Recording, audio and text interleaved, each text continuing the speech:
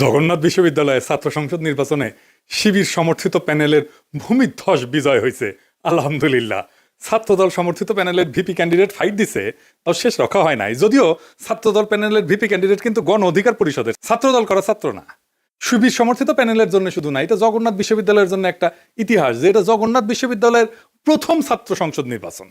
সকল জরিপ, বড় দল, বাঙ্গ মিডিয়া, বাঙ্গ সুশীল এবং গোয়েন্দা সংস্থার পরিকল্পনা ব্যর্থ করে দিল সাধারণ ছাত্রছাত্রীরা এইভাবেই। পুরনো আচার ব্যবহার দেখে এই সাধারণ ছাত্রছাত্রীরা তারা ছাত্রলীগের চাইতে কিংবা ছাত্র দলের চাইতে কিংবা অপরাপর সংগঠনগুলির চাইতে তাদেরকে ভালো মনে করেছে, ভোট দিয়েছে। আগামী 1 মাসের মধ্যেই যদি এই সমস্ত ক্যাম্পাস আবার ভোট হয়, আমি আপনাকে লিখে দিচ্ছি ছাত্র শিবির পাশ করবে না।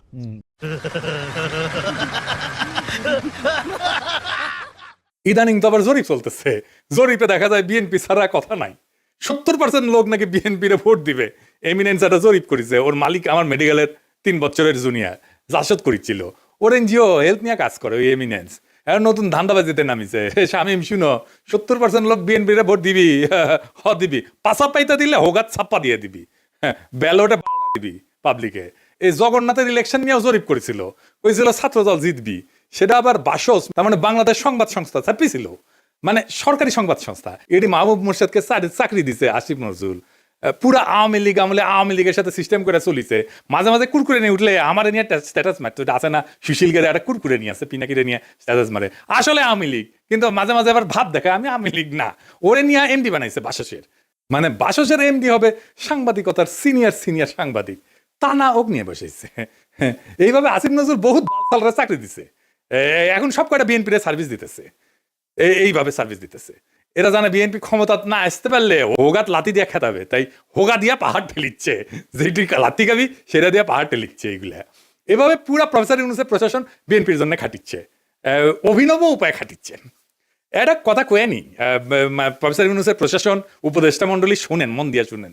বৃহত্তর বিএনপির প্রফেসর ইউনূসের উপদেষ্টা পরিষদের শাখার সদস্যরা এবং প্রশাসনে বিএনপির লেসপেন্সাররা শুনে রাখেন, আপনারা রাষ্ট্রের কর্মচারী, ওই রাষ্ট্রের মালিক জনগণ, বিএনপি না। মাথায় রাখেন, একদিন না একদিন জনগণের সরকার আসবে ক্ষমতা, সেদিন কিন্তু কোনো ছাড় পাবেন না। সেই সরকার প্রফেসর ইউনূসের সরকারের মতো ধ্বজভঙ্গ সরকার হবে না, সেই সরকার হবে জুলাইয়ের আগুনে উদ্দীপ্ত সরকার। হোগার চামড়া কিন্তু তুলে নেওয়া হবে, মাইন্ডিড, পলাহে পারবেন না।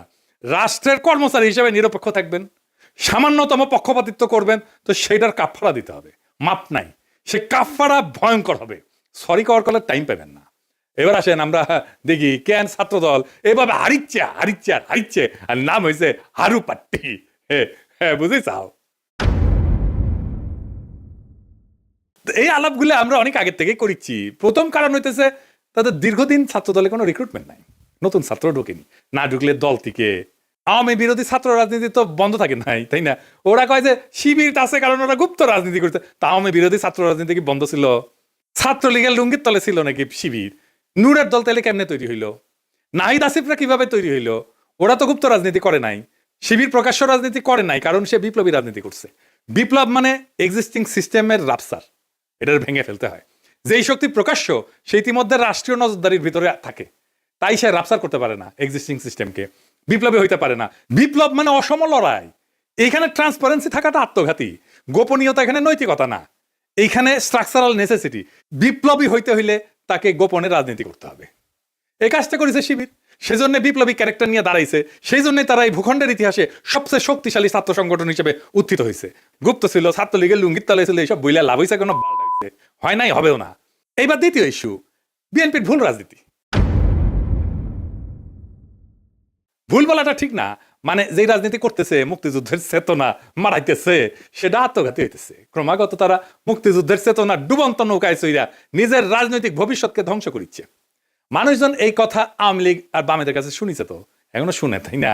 এতদিন 15 বছর ধরে শুনিছে, মাইক লাগে শুনিছে। তারা এই কথার প্রতিধ্বনি যখন বিএনপির কাছে শুনে, সে তখন মনে করে আরে এটা তো আওয়ামী লীগ, এটাই তো ইন্ডিয়ার বন্ধু। আর সত্যি সত্যি যখন ইন্ডিয়ানদের উচ্ছ্বাস দেখে তারেক রহমানকে নিয়ে, আর তারা প্রকাশ্যেই বলে তারেক রহমান আর বিএনপি তাদের পছন্দের দল, তখন মানুষ দুয়ে চার মিলায়। সুবীর ভৌমিকের কথাটা আবার শুনেন, এডিটর সাহেব শুনান। ভারত বাংলাদেশে কোন সরকার চাইবে? খুব সোজা উত্তর আমি তোমায় দিয়ে দিচ্ছি, Awami League is not in election, next best option is BNP, obviously not Jamaat. তারা অলরেডি 50 লাখ লোক নিয়ে জিয়া টেয়াদের হুমকি দিচ্ছে, ফলে জামাত অবভিয়াসলি ইন্ডিয়া চাইবে না। অত অনেক কথা, ডিপ্লোম্যাটিক কথা বলে তো লাভ, কানেকশনটা হচ্ছে 71। আমরা একসাথে আমার সৈন্য এবং মুক্তিযোদ্ধারা রক্ত ঝরিয়েছে, সেই সুবাদে Awami League. This is the historical fact. তো এই জায়গাতে হঠাৎ করে আজকে অন্য কিছু ডাইনামিক্স চলে আসবে, এটা তো আশা করাটাও ভুল। কিন্তু যে গভর্নমেন্ট আসবে তার সাথে ইন্ডিয়াকে তো ডিল করতে হবে। শুনেছেন এই সুবীর ভৌমিকের কথাটা কেটে নিয়ে মোবাইলে সেভ করে রাখবেন, আর ভোটার ক্যাম্পেইনে গেলে এটা ভোটারদের শুনেবেন, কাম সারা হয়ে যাবে। ভোটার পাশায় ছাপ দিয়া ভোট দিবে বিএনপিতে। আর তার উপরে যদি দেখে সেই আওয়ামী লীগের অলিগার্ক লবণ কামালদের সাথে তারেক রহমানের হাত মিলায়, তখন পাবলিকে বুঝা যায় এটা সেই আগের বন্দোবস্ত। আমরা হাসিনাকে তাড়াইছি, কিন্তু তার তৈরি বন্দোবস্ত এখনো আছে, আর এই বন্দোবস্তের মালিকানা নিছে বিএনপি। আওয়ামী লীগের এই বন্দোবস্ত, এই শক্তি বিএনপিকে আশ্রয় করে আবার শক্তি নিয়ে ফিরে আসতেছে, যেন আবার চট করে ঢুকে যাইতে পারে। ইউনিভার্সিটিগুলোতে বিএনপির এই অবস্থা হইতো না যদি আমার চাইনিজ বুদ্ধি নিত।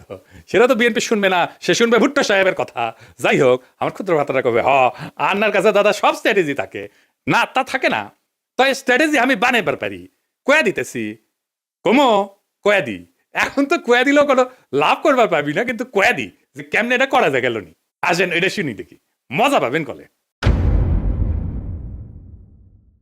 ছাত্র দলে যে রিক্রুটমেন্ট নাই, এটা তারেক রহমান সহ সব বিএনপি নেতারা জানে, স্থায়ী কমিটি সবাই জানে, স্বীকার করে, কিন্তু এইটারে কেমনে ম্যানেজ করবে সেটা জানে না। এই প্রসঙ্গে একটা প্রফেশনাল গল্প বলি আর কি, খুব বেসিক কনসেপ্টের গল্প আর কি। প্রোডাক্ট লাইফ সাইকেলের মার্কেটিং এর একটা খুব বেসিক কনসেপ্ট। কিসে দেয়?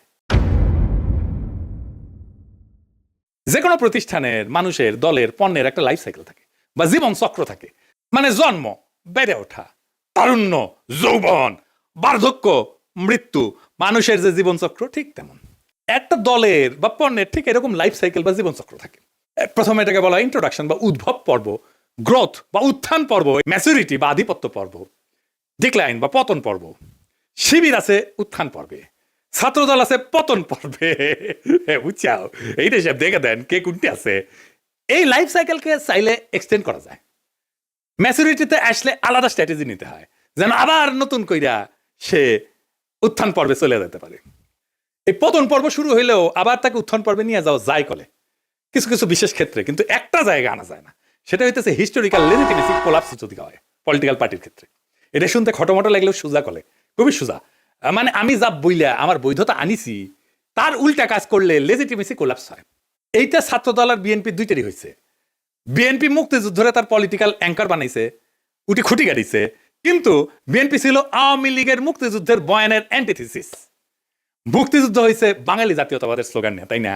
সংবিধানে তো ঢুকেছে। তো বিএনপি আসছে বাংলাদেশি জাতীয়তাবাদ নিয়ে। মুক্তিযুদ্ধের চেতনা ছিল ধর্ম নিরপেক্ষতা, বিএনপি আনিছে পরম করুণাময় আল্লাহ তাআলার উপর পূর্ণ আস্থা এবং বিশ্বাস।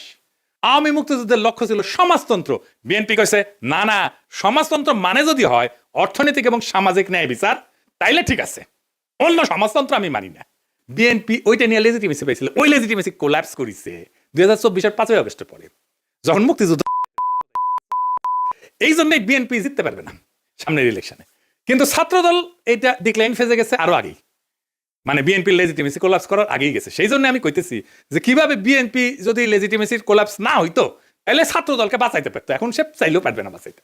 কেমনে পারতো? প্রথমে ছাত্রদলকে বিলুপ্ত করে দিতে হইতো। থেকে লাভ নাই, কারণ দল তো নাই, সমর্থন নাই, রিক্রুটমেন্ট নাই, থেকে লাভ কি? ভোটে জিতে না, হারু পাট্টি। তাইলে এটারে বিলুপ্ত কইরা সবাই রে বৈষম্য বিরোধী ছাত্র সংগঠনে একীভূত করতে হইতো। এটা হইলে বৈষম্য বিরোধী ছাত্র সংগঠনের সবচেয়ে বড় স্টেক হোল্ডার হইতো ছাত্রদল থেকে আসা লোকগুলা। বৈষম্য বিরোধী ছাত্র সংগঠনই হয়তো বিএনপির গণছাত্র সংগঠন। সে আরো বৃহত্তর ঐক্যের চেষ্টা করতো, ছাত্র অধিকার পরিষদকে নিত, ইনকিলাব মঞ্চকে নিত, এরকম ছোটখাটো দলগুলোকে সে ঢুকাই ফেলতো, একীভূত করে ফেলতে পারতো। তাইলে শিবিরের একটা শক্তিশালী বিরোধী দল দাঁড়াইতো। এটা হইলে শিবিরের সাথে শক্ত ফাইট দিতে পারতো, অনেক জায়গায় জিতেও যেতে পারতো। আর যে রিক্রুটমেন্টের গ্যাপ তৈরি হয়েছে সেটা পূরণ হইতো, কারণ এই বৈষম্য বিরোধী ছাত্ররা তো ছাত্রদল করে না, এরা তো নতুন তরুণ, আরো তরুণ, এরা ঢুকতো। তাইলে তার গ্যাপটা পূরণ হইতো। এখন ইলেকশন হইতেছে আর মারা খাইতেছে বিএনপি, নামই হয়ে গেছে হারু পাট্টি। এখন আমার ক্ষুদ্র ভাতারা একটা বিরাট কোশ্চেন করে ফেলতে পারে আমাকে, আমি কালে ডরে আছি। হ্যাঁ, যে কয় যদি দাদা দলে যদি এইভাবে লাইফ সাইকেলের মধ্যে যায়, উত্থান পতনের মধ্যে দিয়া যায়, তাহলে তো আমেরিকা রিপাবলিকান আর ডেমোক্রেটদের মইরা ভূত হয়ে যাওয়ার কথাই ছিল। এইগুলো তো ভালোই টিকে আছে। তো মাঝে মাঝে বুঝছাও, আমার মনে হয় যে আমি দিনে 4টা-5টা করে ভিডিও বানাই, মেনে এগুলো ব্যাখ্যা করি। মেলা কোশ্চেন আছে সবার মাথার, তাই না? হ্যাঁ, এটা খুব ইন্টারেস্টিং প্রশ্ন করলে করিছেন আপনারা, না করলেও কয়ে দিলাম, তাই না? আসেন এবার বুঝে দেখি। আমেরিকান রিপাবলিকান আর ডেমোক্রেটিক পার্টি এটা স্বাভাবিক রাজনৈতিক দল না, ওইগুলো কার্যত রাষ্ট্রের ভেতরে একটা ইনস্টিটিউশনালাইজড পাওয়ার মেকানিজম। এটা কি, এটা প্রতিষ্ঠান হয়ে গেছে, এটা দল নাই, এটা রাষ্ট্রের সাথে একীভূত হয়ে গেছে, অনেকটা চাইনিজ কমিউনিস্ট পার্টির মতো। তাই ওদের পতন হয় না, ওদের রূপ বদলায়। এই যে লাইফ সাইকেল থিওরি, যে জীবনচক্র থিওরি যেটা কইলাম, এটা কাজ করে হয়েছে, এটা ক্লাসিক রাজনৈতিক দলের মতো, ক্লাসিক রাজনৈতিক দল যেগুলো আদর্শিক দল বা ক্যারিসমেটিক লিডার আছে, যেমন মুজিবের দলের মতো, জামাতের মতো, শিবিরের মতো, কমিউনিস্ট পার্টির মতো, রেভলিউশনারি বা পোস্ট কলোনিয়াল দল কংগ্রেসের মতো, এবং দুর্বল রাষ্ট্র কাঠামোর দেশে Bangladesh, Pakistan, Africa, Latin America, এই সমস্ত জায়গায় এই সমস্ত থিওরি খাটে দলগুলোর ক্ষেত্রে। কংগ্রেসের মরে যাওয়া দেখে বুঝতে পারতেছেন, বিজেপির উত্থান থেকে বুঝতে পারতেছেন। আমেরিকান পার্টিগুলো আলাদা, রিপাবলিকান পার্টি, ডেমোক্রেটিক পার্টি, কোনোটাই কোনো ইডিওলজি না, কিন্তু কোনোটা একজন লিডারের উপরে দাঁড়ানো না, আদর্শিক নেতা নাই, কোনোটা একটা শ্রেণীর একচ্ছত্র প্রতিনিধি না, বরং এরা হলো একটা নির্বাচনী ঐক্যের একটা ফ্রন্ট। এবং এরা কখনো পতন হয় না কয়েকটা কারণে, আমি এটা করে বলি। এক নম্বর হচ্ছে টু পার্টি সিস্টেম, এখানে 3 নাম্বার পার্টি এসে ক্ষমতার অংশ হওয়া এক্সট্রিমলি ডিফিকাল্ট।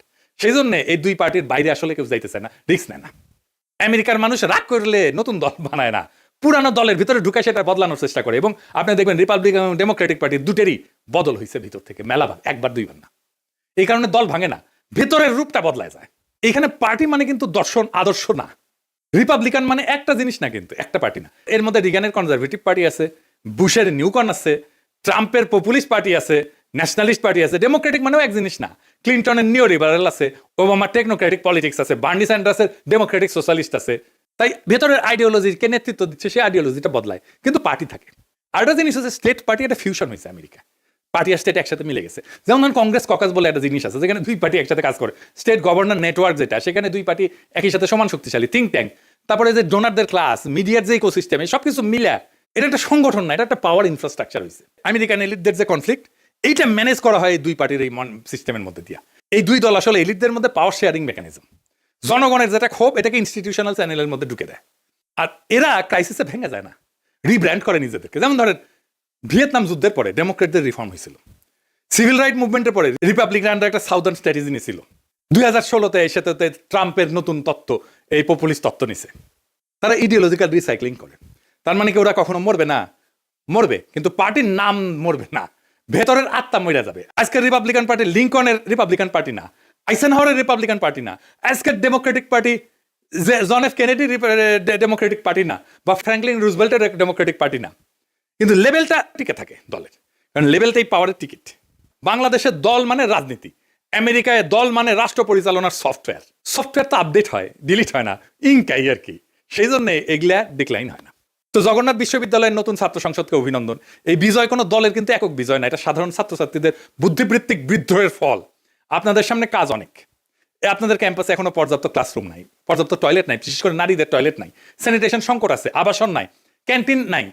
এই সমস্যাগুলো আজও সমাধান হয়নি, কারণ এগুলো কখনোই রাষ্ট্রের কাছে অপরিহার্য সংকট হয়ে ওঠেনি। এখন দায়িত্ব আপনাদের এই সংকটগুলোকে দাবি থেকে প্রয়োজন, প্রয়োজন থেকে অনিবার্যতায় রূপান্তর করার।